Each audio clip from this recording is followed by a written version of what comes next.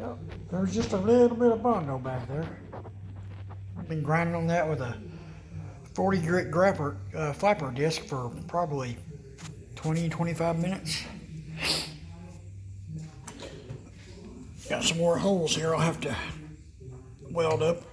Gotta pluck the Bondo out of there and get a hammer and dolly this out.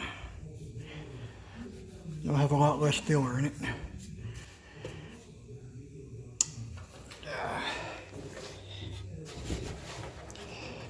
It's just kind of in a spot where it's a little bit hard to get to.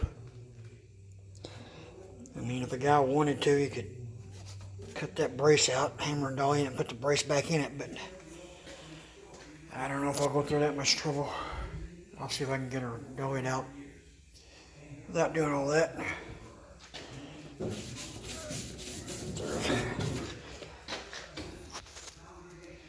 Still quite a bit more to go. I had a feeling there was some Bondo back here. There were some cracks around the holes where the tail lights go, and some around the key lock.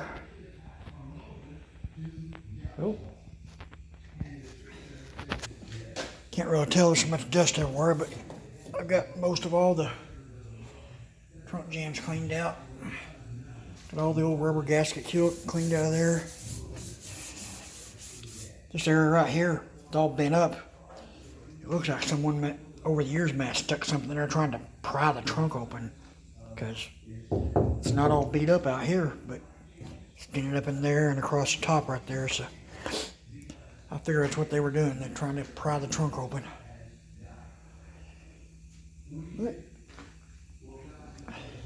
Getting right here in these little seams. They put seam seal in here from the factory, and whatever they use, 40 to 50 years ago, it apparently didn't hold water very well, because the water soaked through the paint and got in behind there. I don't know, maybe it come in from the backside too, but I've went through the trouble and I've got it all out of there. And I'll put some epoxy on it all, and then seam seal all these grooves and all across here. I'll re-seam seal all that. We got a little bit of rust to deal with right here. I have to cut that out and make a little patch piece. Weld that. Trying to tackle all the metal work, get that part done, and then I think I'm just going to work on the back end and the roof. Get that done. Do any metal work, get it in epoxy, and then come back and maybe do the door and the fender on this side, and then do the hood and the front clip up there, and the other door and other fender, and then come around and start doing all the body work on it. And then get her in primer, and I'm gonna block it once. If it blocks out pretty good one time, I'll leave it at that and just put a coat of sealer on it and then do the base and clear. If it looks like we need to do it again, I'll just put 2 or 3 more coats of primer on there and block it again, and then probably hand sand it with some 400 grit or 360, somewhere around there. I might go 500, I don't know.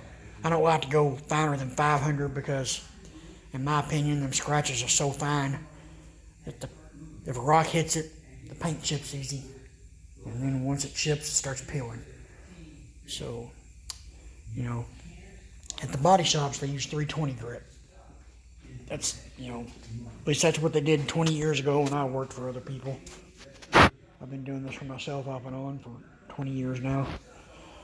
And, for the most part, I dry sand it with 320, put a coat of sealer on it, and then paint it. I don't have any problem with scratches showing, and whenever I grind my metal, I use a 50 grit or 40 grit flapper. I use 40 just to get the Bondo off, and then if I'm putting Bondo back on, I'll go over it with a 50. That way I don't have any really rough scratches. Then I put epoxy on there, and then come back and I'll rough up the epoxy with some 80 grit, wipe my body filler over that, do the body work, and then if I got any places where I went down to bare metal again, I put epoxy again, and then put some right to metal primer over that. And block it and go from there. But I'm rambling on. My ears are ringing from running the grinder for so long. Little update for tonight. So, there we are, everybody. Hope you enjoy. It's a dusty mess in here.